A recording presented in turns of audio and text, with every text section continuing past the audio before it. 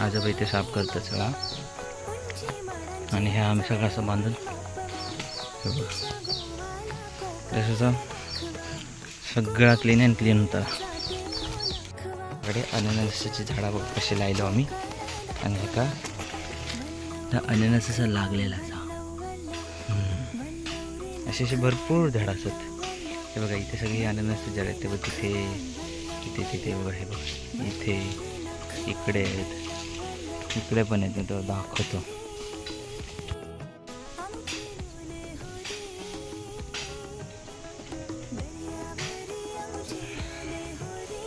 New झाड बघा कोण.